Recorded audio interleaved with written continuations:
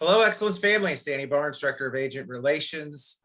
I'm here with Paul Sardone with Excellence Title. Want to welcome everybody to Title Tuesday. How you doing, Paul? I'm doing good, Danny. How are you? Good, man. Been a good week so far. But Paul is going to talk today about another revision to the contract. That's a very important part of it. So I'll turn it over to you. Thanks, Danny. Yeah, I want to talk about, there's been coverage of the different changes to the FAR bar contract, and we've gone over some of them, and I know Excellence, you guys have all the training for that. But one detail that affects us and what we do, and is very important for your clients in the closing, is there was a change to when a transaction is actually considered closed. Now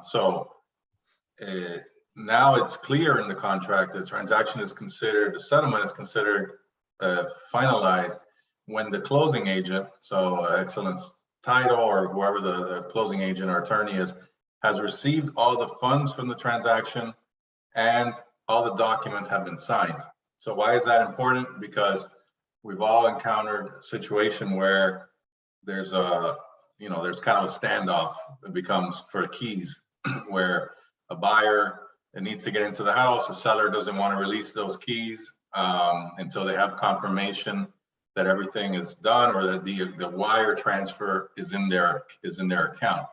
So this eliminates, as long as you're using the FAR bar contract, obviously the new version, if the seller signs it and the day of the closing, very typical situation is a Friday afternoon closing, buyer has to move in that weekend, seller hasn't received their wire because they close at 3 or 4 o'clock. It may be that we as a title company have all the funds, have all the documents, have initiated the wire transfer, but that money is not in the seller's bank account until Monday morning. And God forbid Monday morning is a holiday, then it may not be until Tuesday morning. So in that case, kind of sellers, before it was a gray area, sellers would sometimes hold the buyer hostage, not give them their keys. Buyers are upset. Your clients, if you're the buyers, are saying, well, I'm paying interest on this loan. I closed today. I just sent a wire for God knows how much money to this title company. I don't even have a house. And so now that, as long as we confirm we have the money, we have the documents, the transaction is closed. So it's officially closed. Yeah, it's officially closed and the seller has to release the keys. That's good to know. Yeah, it becomes our liability. Obviously, if the wire never gets there, we're on the hook for it. But there has to be, some degree of trust. Obviously, we're not going to take off to Mexico with the seller's money. But that's not going to happen. But I read an article the other day. Some realtor did that actually a couple of months ago. Yeah, you see it every once in a while. Yeah. But so that's an important thing because it could save a lot of grief to a buyer at the closing table, and it's also important for sellers when you're a listing agent to understand that. It used to be when I, for years at the closing table, maybe I gave that seller a check and the seller walked away and they deposited that check and it cleared their account maybe 3, 4, 5 days later if it was a big amount, because that's just the way banks work. Yeah. Now everyone needs instant everything. So the seller's like, I need that money in my account. Nobody trusts anybody, but the way the contract is written, that helps with that situation. So that does, man. Good information. Yeah. Anything else you want to add to?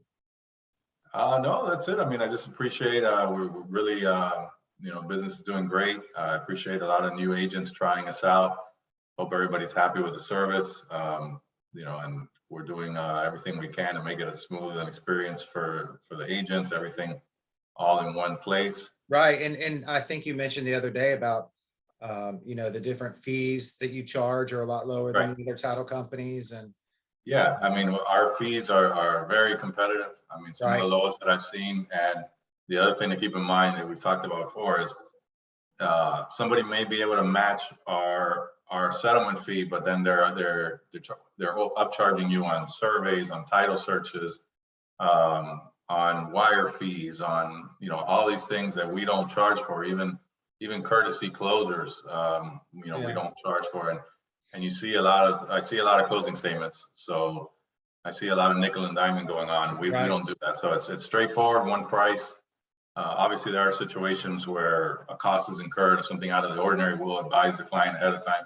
They agree to pay it, but that's very rare. For the most part, the deal is the deal, and that's what they got, and there's no surprises at the closing.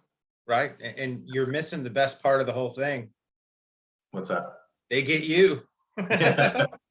So Paul is an attorney, so, he's always there to help, and, if you need to do a closing, just reach out to, Excellence Title. Paul's always available, so, I think that about covers it today. I appreciate your time, and, Anytime. every week I say, every other week, we do it every 2 weeks. I say I learned something new, so, thanks for that information, but have a good day. Want to wish everybody a good week. Thanks, Paul, for All joining. right, thanks, Benny. And as always, together moving forward. Take care.